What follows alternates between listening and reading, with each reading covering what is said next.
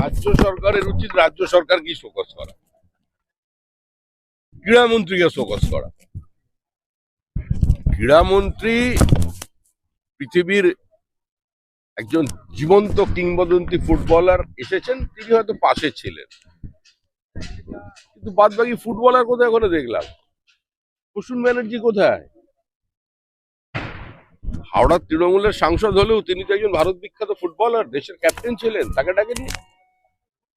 কোথায় সুব্রত ভট্টাচার্য? কোথায় মনোরঞ্জন ভট্টাচার্য? কোথায় প্রশান্ত ব্যানার্জি? কোথায় মিহির বোস? বহু ফুটবলার আছে, কোথায় শিশি? কাউকে তো দেখতে পেলাম না। যারা কোনোদিন গলিতে টেনিস বলে পা দেয়নি তারা সব চলে গেছেন মেসির কাছে। মানুষের পকেট থেকে টাকা জোর করে ছিনিয়ে নিয়েছে। 300 টাকা, 200 টাকা জলের বোতল, 100 টাকা চিপস, আবার শুনছি লক্ষ লক্ষ টাকা নিয়ে সেলফি তোলা হয়েছে। রাজ্য সরকারের সহযোগিতায়, রাজ্য সরকারের বদান্যতায়, রাজ্য সরকারের অনুপ্রেরণায় নির্বাচনের আগে নির্বাচনী তহবিলের জন্য লুট হয়েছে। শোকজ কাউকে করতে হলে নিজেকেই নিজে শোকজ করতে। হিন্দুদের ভোট বেশি, রাজ্য জুড়ে হিন্দুদের ভোট বেশি কাটা যাচ্ছে।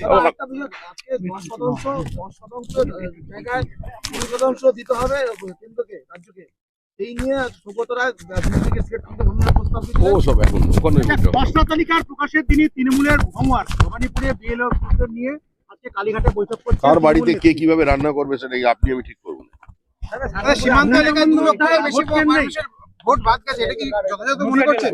নদিয়া জেলায় সীমান্তবর্তী এলাকাতে 2 লক্ষেরও বেশি মানুষের ভোট গেছে। হিয়ারিং হবে,